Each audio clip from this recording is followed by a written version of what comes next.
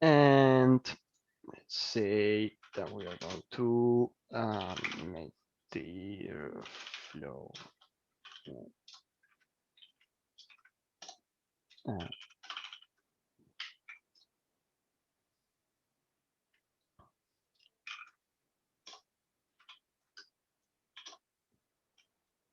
let's create a little repo. I'm gonna kind of do it as if it was the backend.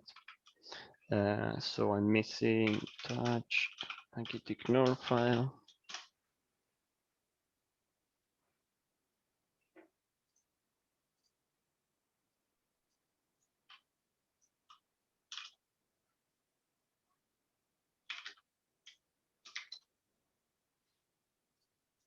It's not showing up here.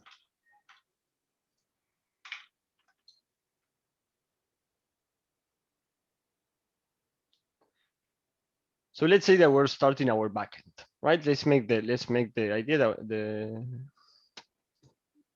let's assume, let's make as if we were setting up our backend repo. We're gonna start with an empty repo, right?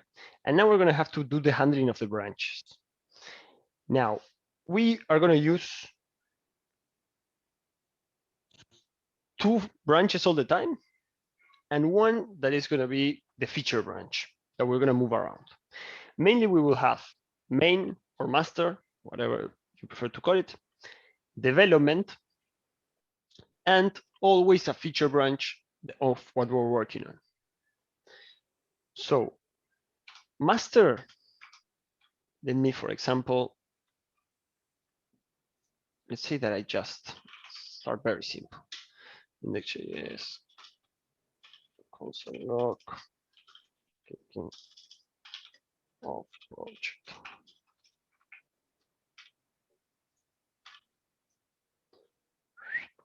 And let's install one tool at least.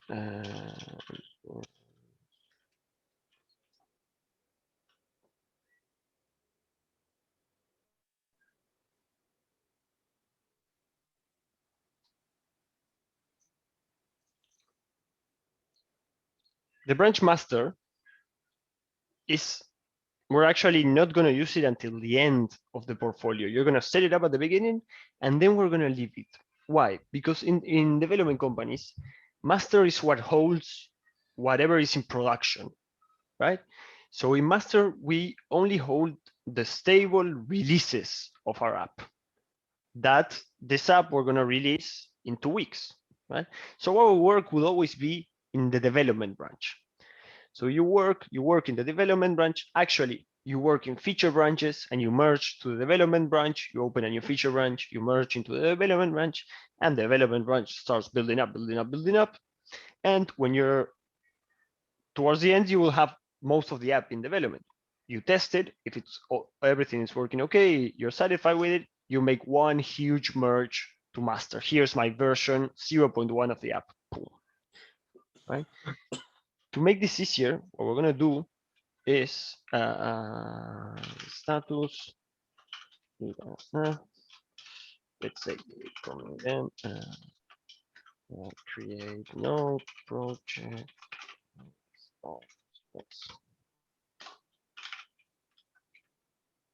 I didn't.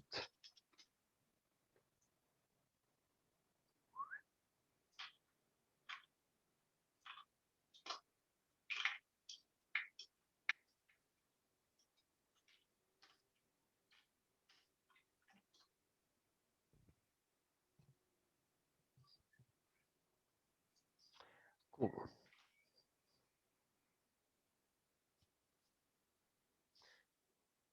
This is master. What I'm going to do now is create a new branch for development, right? Where I'm going to make my next steps. So let's say I'm going to install SQLize, CLI, and PG.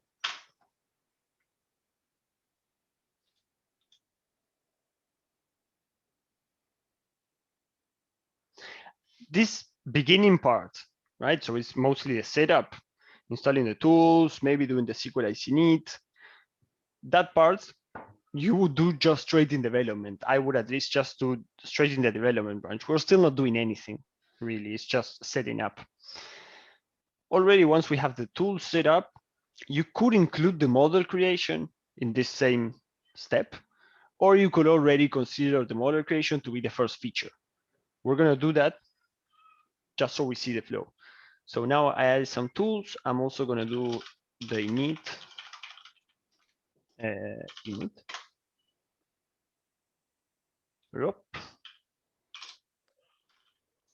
Let's say data dot init. Let's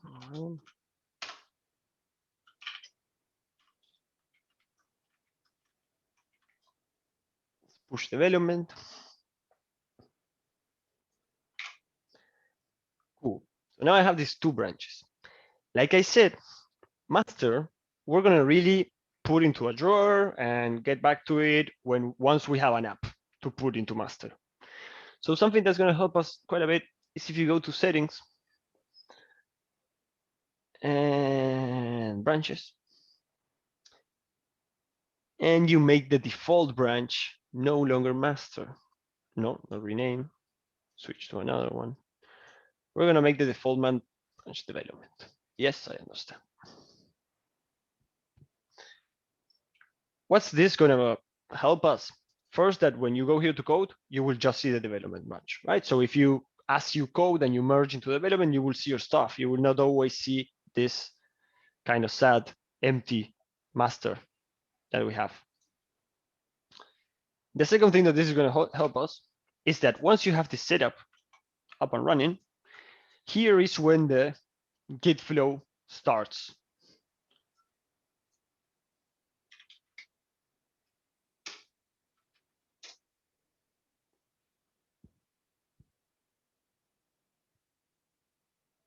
And by Git flow, I mean this flow of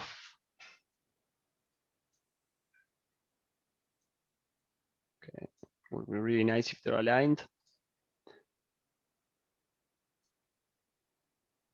Basically, these are commits, right? This is development. And what I'm going to do right now is we're going to pull a new branch, call it, let's say, set up models. I'm going to set up my models. So I'm going to set up my models, and each of the circles are commits. So I'm going to set up my models, maybe make 1 or 2 commits while doing so. Chook. Then we push this branch. So let's do it while we'll draw it. I'm going to set up models. Yes,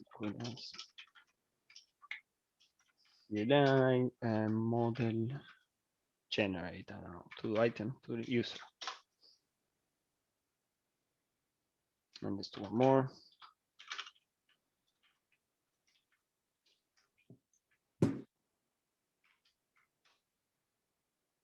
Cool. So I created these 2 models. I'm going to commit them now. Create models for user and to the list. And I'm going to push this branch.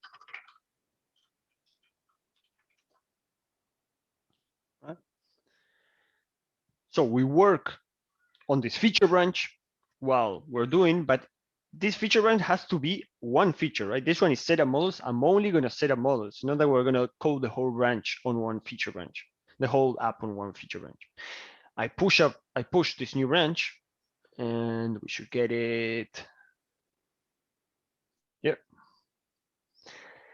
And now the process, we need to merge this to development, right? This happens in GitHub. GitHub has development, and then we push this new branch, and we set up what is called a pull request. Put up a nice title. Here, if you were working in a company, you would have to, of course, describe what you did, created a user model with email, let's say string, etc. Right? You create a pull request.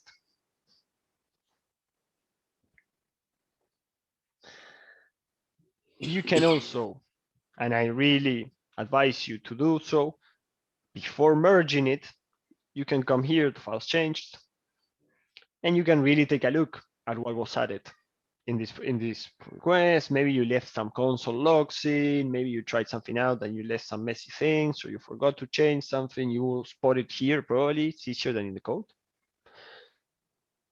And once you're satisfied, we merge this. All right, so we put this whole branch into development.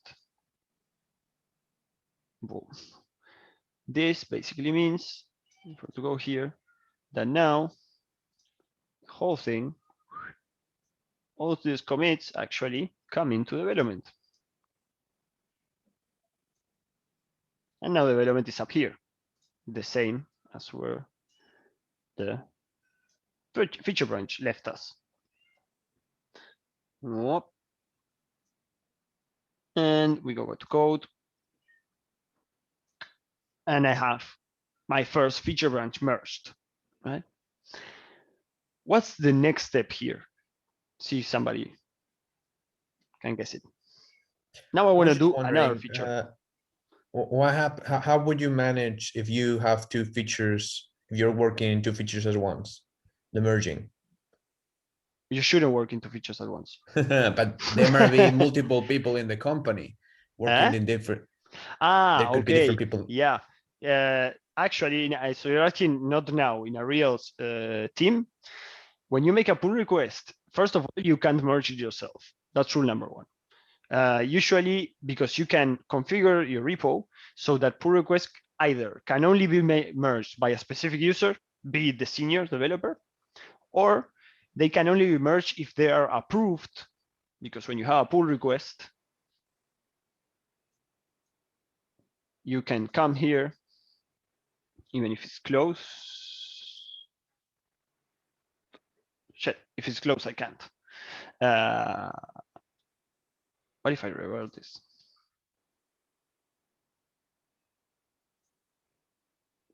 Okay, it's a pull request to revert. It's weird, but you can review it, and people do, right? So once you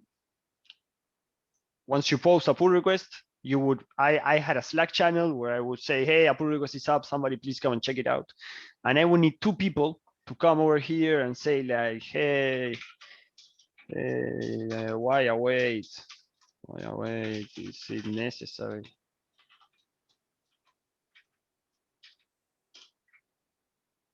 Start the review. And they will just leave all comments. Okay, this is very nice. Hey, I will change this, etc., etc. By the end of the review, they either approve it, approve the pull request, and approve the merging, or they block it. So if somebody requests changes, you can't really merge it or anything until that same person approves it.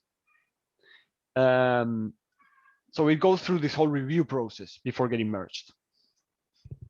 Did that answer your question? Not really. I just wanted to know how to manage the problems we're merging two branches at once. But if it's too complicated to explain, I'll ask you later in private. Like conflicts, you mean? Yeah. Conflicts are not, so GitHub is going to tell you immediately. He's going to go to the pull request and it will, the merge button will be blocked out.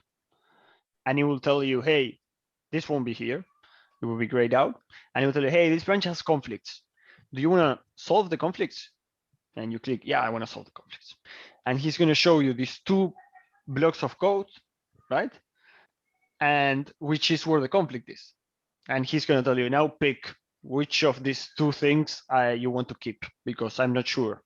Like you changed two things in the same place, right? Maybe two different people. And you have to fix it manually yourself. So it gives you both blocks that he's not sure, and you start deleting and keeping whatever you want, basically. Okay, thanks. Cool. Now, the last thing, I just merged a thing, right, to my development. If I want to do a new feature now, what should I do? A new branch? a new branch, but before that, I need to do something. Delete the old one. Go to Ah, yeah. develop. Go to development. Yeah, okay, I'll go to development. And now? Pull. Is that's my question. Is this development the same as the development in GitHub? No, this is the Because it was repository. You merged. have to pull origin. Not really, right? Because this development was what I pushed, and then I added stuff to development in GitHub. So if I come here, this development in GitHub has 4 commits, and if I do git log here, has 2, right? So if I would start a branch now, I would once again, if we go to the join, start the branch from here, which means that this new branch won't have these guys. So after merging,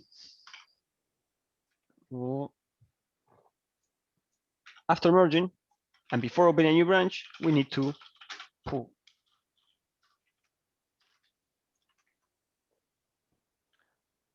So now we get the changes in development, and now we open a new branch and say, this is the backend. So create a sign up.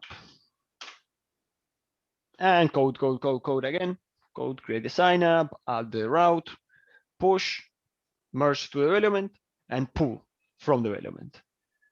Open up a new branch. It's like a circle. It's actually, I think it's called the Git circle. Yeah, the Git circle. Right? So we create a new feature branch, code, push, commit. When the feature is complete, pull request to development, we merge it to development, and we pull development again. And we open a new branch. So if we're working alone and without a team or a company,